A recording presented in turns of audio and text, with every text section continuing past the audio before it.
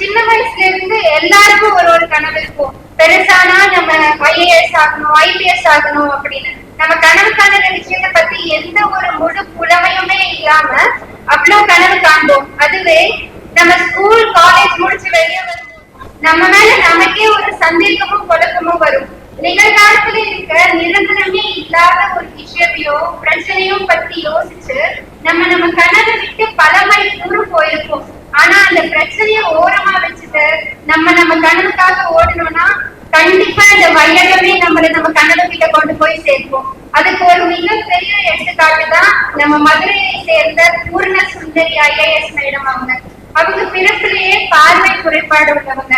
அவங்க தன்னோட பிரச்சனையை பத்தி யோசிச்சிருந்தாங்கன்னா இவ்வளவு பேருக்கு அவங்க ஒரு எடுத்துக்காட்டா இருந்திருக்க மாட்டாங்க.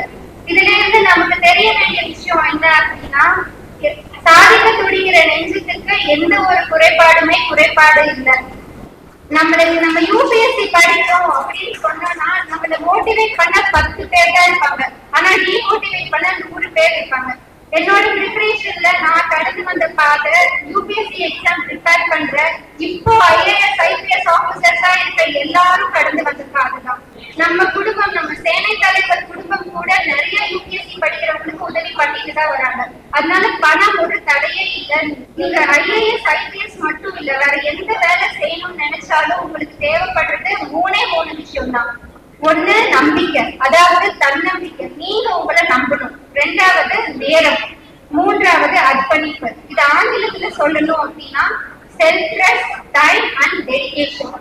தன்னம்பிக்கைன்னு சொன்னா நம்ம யோசிக்க வேண்டிய மனிதர்கள் அப்துல் கலாம், PT உஷா இவங்க மாதிரியான மனிதர்கள் பத்தி தான் யோசிக்கணும். 1000 பேர் எதிர்த்தாலும் நம்ம குறிக்கோள் சரியானதா இருந்தா வெற்றி உறுதியாகும். 2வது நேரம்.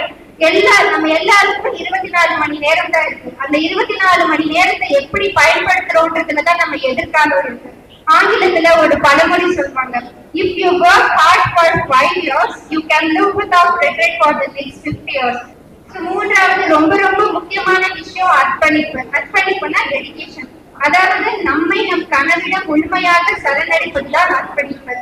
பகவத்கீதையில கிருஷ்ணர் சொல்லியிருப்பார், நீ உன் கடமையை சரியா செய்தா இந்த பிரபஞ்சமே நீ எதிர்பார்த்ததை உன்னிடம் கொண்டு வந்து சேர்க்கும் அப்படின்னு. எனவே வெற்றிக்கான விலை கடின உழைப்பும் அந்த வேலைக்கான முழு அர்ப்பணிப்பும். வெற்றி தோல்விகளை பொருட்படுத்தாமல் உழைப்பதில் உள்ளது. முழு மனதுடன் நம்மை நாம் ஈடுபடுத்தும் போதுதான் அதை உணர முடியும். என் கனவை பற்றி உங்களிடம் கொண்டு வந்து சேர்க்க எனக்கு வாய்ப்பளித்த நமது சேனை தலைவர் குடும்பத்திற்கு மிக மிக நன்றியை தெரிவித்துக் கொள்கிறேன்.